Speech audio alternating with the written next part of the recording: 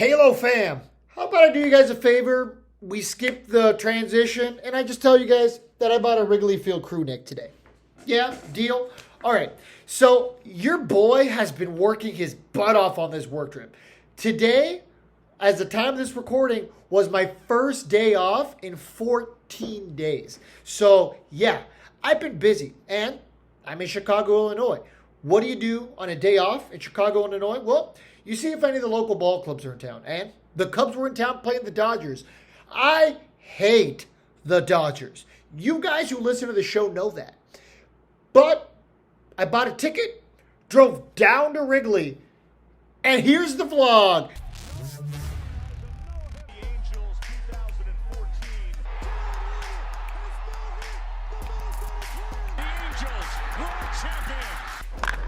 Oh, and first pitch crushing!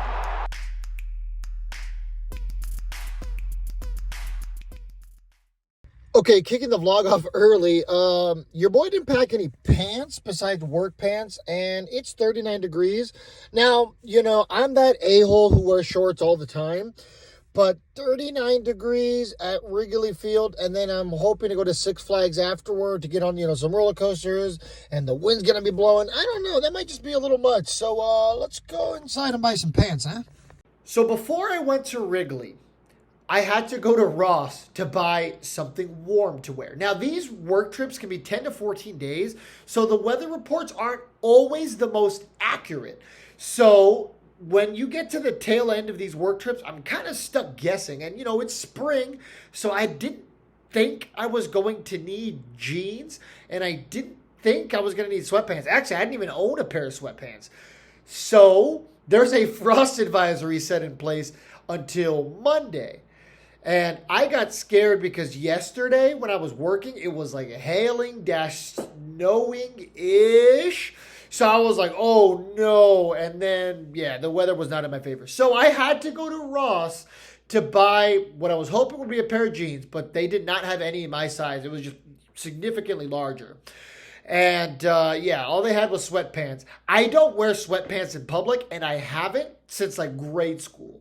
So I had to mentally be like, it's okay. Jack, but your boy's looking crusty.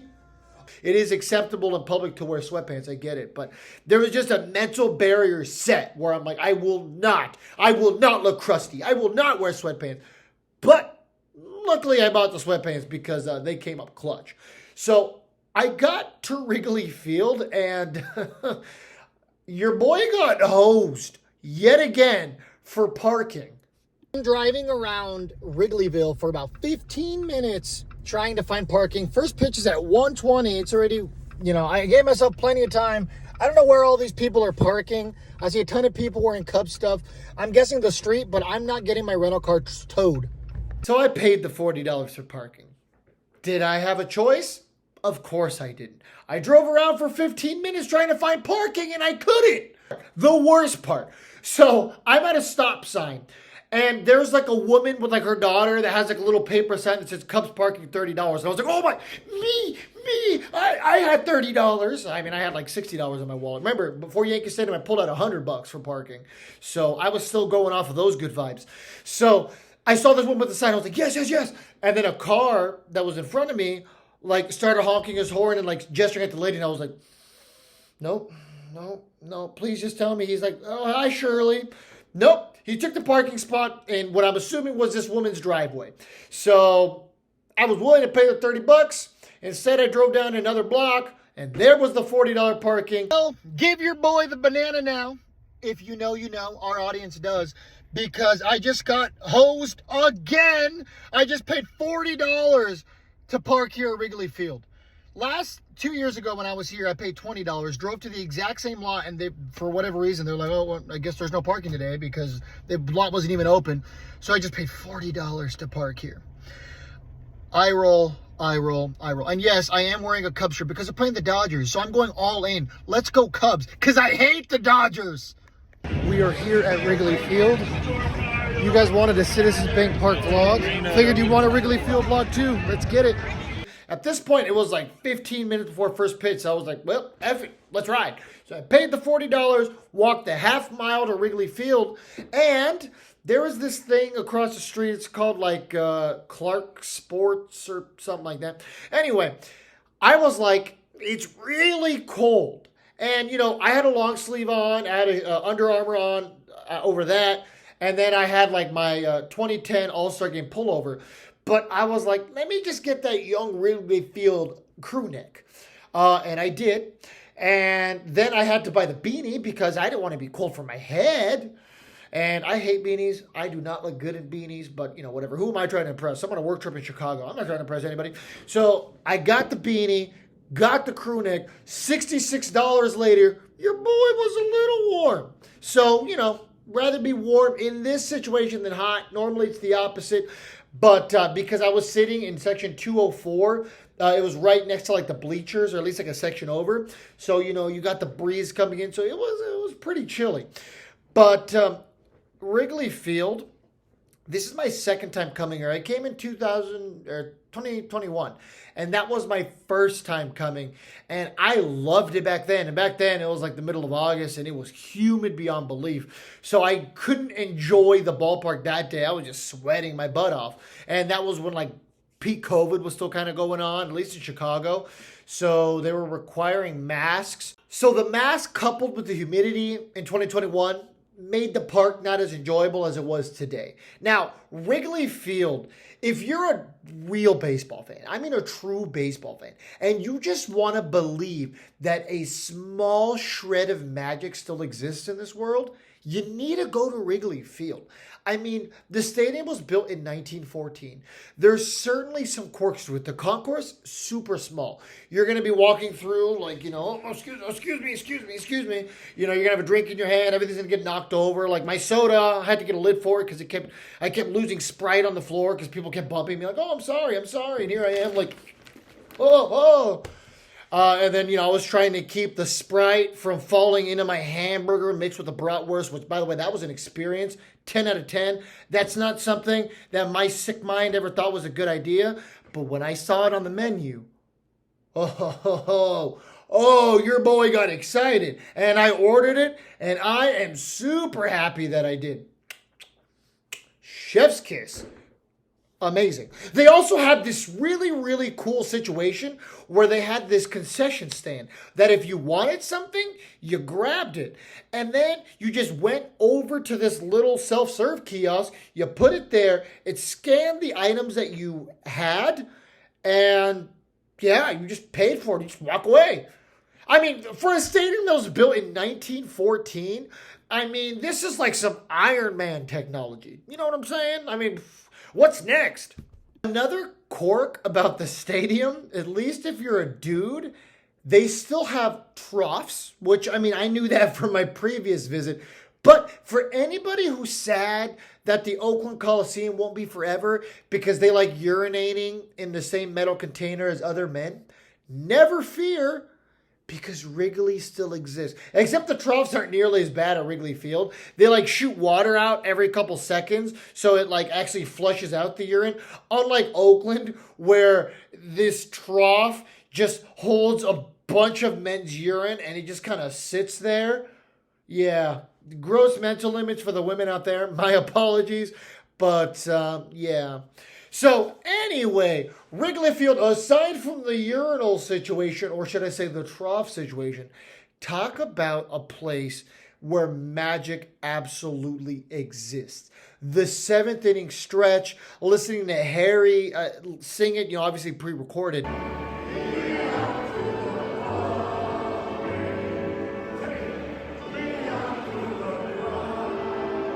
But there's just so many things about Wrigley that you hear about and, you see on TV, but to actually be there, to see the Ivy, to see all the Cubs fans, to walk through the tight concourse, to pee in a urinal trough with multiple men, to the food, the atmosphere, walking through Clark and Addison and just taking Wrigleyville in for what it truly is.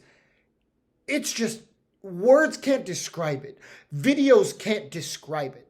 People always look at me like I'm crazy when I say Wrigley is a top 5 ballpark out of the 16 that I visited. By the way, I've been to Wrigley before, so this did not count for my lifetime total. Your boy is still at 16 out of 30, but we're going to get there. We're going to at least try to make a little bit more of a dent this year. Don't know with what stadiums. Citi Field's something that's practical because I do go to New York monthly for work.